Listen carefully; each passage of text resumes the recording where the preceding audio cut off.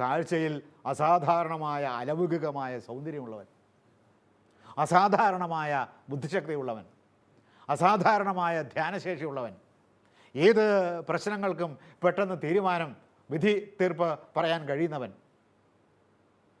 ഇങ്ങനെ ഒരു മനുഷ്യന് ആഗ്രഹിക്കാവുന്നതും ഒരു മനുഷ്യനിൽ ഉണ്ടാകാവുന്നതുമായ എന്തെല്ലാം യോഗ്യതകൾ ലോകത്തിൽ സാധ്യമാണോ ആ യോഗ്യതകളെല്ലാം അദ്ദേഹത്തിനുണ്ടായിരുന്നു. ആ യോഗ്യതകളെല്ലാം തനിക്കുണ്ട് എന്ന് അദ്ദേഹത്തിന് അറിയുകയും ചെയ്യാമായിരുന്നു. അറിയാൻ പാടില്ലാത്ത ആളല്ല. അപ്പോൾ തൻ്റെ യോഗ്യതകളെക്കുറിച്ചുള്ള അദ്ദേഹത്തിൻ്റെ സ്വബോധം ആണ് അദ്ദേഹത്തെ അഹങ്കാരിയാക്കിയത്. അതുകൊണ്ട് അദ്ദേഹം തന്നെ അദ്ദേഹത്തെക്കുറിച്ച് പറയുന്നത്, എനിക്ക് കവാടരോധമില്ലാത്ത ഗതിയുള്ളവനാണെന്ന്.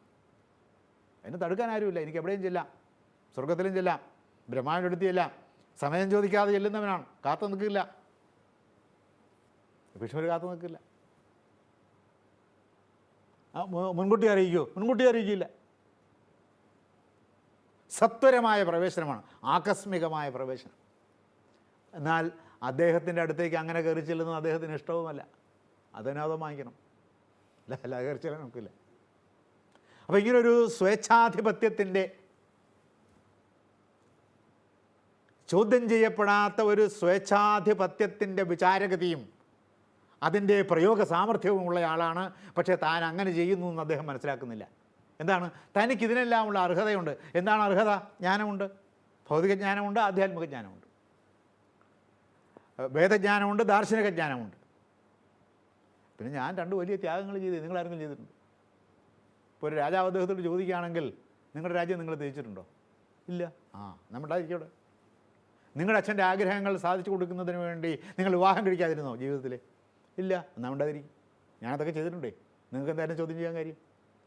അപ്പോൾ ഈ 2 ത്യാഗങ്ങളെയും എടുത്ത് അദ്ദേഹത്തെ എതിർക്കാൻ വരുന്നവരുടെ എതിർപ്പിൻ്റെ മുഖത്ത് ചാണകം പോലെ എറിഞ്ഞു പിടിപ്പിക്കുകയാണ് അദ്ദേഹം, ഭീഷ്മർ. ഇത് ലോകത്തിൽ പതിവുള്ളൊരു സംഗതിയാണ്. കുടുംബത്തിൽ ഇപ്പോൾ മൂത്തപുത്രനായിരിക്കുമല്ലോ ഈ അതിൻ്റെ ഇളയ കുട്ടികളൊക്കെ എടുത്തുകൊണ്ട് നടന്നത്. നിന്നെ എടുത്തുകൊണ്ട് നടന്നതേ, നിനക്ക് പനി വന്നപ്പോൾ നിന്നെ എടുത്ത് ആശുപത്രി കൊണ്ടുപോയത് ആരാ? ആരാ? ഞാനാ. അച്ഛൻ ട്രാൻസ്ഫർ ആയിട്ടൊന്ന് ഇവിടെ ടിബറ്റിലായിരുന്നു ട്രാൻസ്ഫറായിട്ട്. അപ്പോൾ അച്ഛൻ്റെ സ്ഥാനത്ത് നിന്ന് നിന്നെ വളർത്തിയത് ഞാനാണ്. രോഗം വരെ എടുത്തുകൊണ്ട് പോവുക, നീ രാത്രി കിടന്ന് ജ്വരബാധിതനായി നീ കിടന്ന് കരഞ്ഞപ്പോൾ തോളയിട്ട് കൊണ്ടുവന്നിട്ട് ഉറക്കം നിന്നതിൻ്റെ ഇതേ കണ്ണിൻ്റെ തടമൊക്കെ കറുത്തിരിക്കുന്നതുണ്ടോ? അന്ന് ഉറക്കം നിന്നതാണ്. അപ്പോൾ ഈ ചേട്ടനൊരു അനീതി കാണിച്ചെന്നാലും അനിയന് പിന്നെ ഉണ്ടാകുന്ന വൃത്തിയിൽ എടുത്തുകൊണ്ട് നടന്നു. കണ്ണിൻ്റെ താഴത്ത് കറുത്ത പാട് വീണു ഉറക്കം നിന്നിട്ട് രോഗശുശ്രൂഷ നടത്തിയപ്പോൾ. അപ്പോൾ അനുജനോ അല്ലെങ്കിൽ അനുജത്തിയോ ഉണ്ടെങ്കിൽ അവർക്കവിടെ ഉത്തരം മുട്ടും. അപ്പോൾ പണ്ട് ചെയ്ത ഇതാരാണെങ്കിലും ചെയ്യും.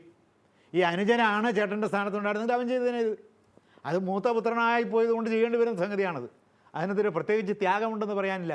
കുടുംബത്തിലൊരാവശ്യം വന്നപ്പോൾ ആ ആവശ്യത്തിന് ഉപകരിക്കുക എന്ന് പറയുന്നതിനെ ത്യാഗം ആക്കാൻ സാധ്യമല്ല. താൻ ചെയ്ത പ്രവൃത്തികളുടെ ഫലങ്ങളെല്ലാം രാജ്യത്തിന് വേണ്ടി, സമൂഹത്തിന് വേണ്ടി, ജനതയ്ക്ക് വേണ്ടി ഉപേക്ഷിക്കുമ്പോഴാണ്, അതും പ്രതിഫലേച്ഛ കൂടാതെ ഉപേക്ഷിക്കുമ്പോഴാണ്.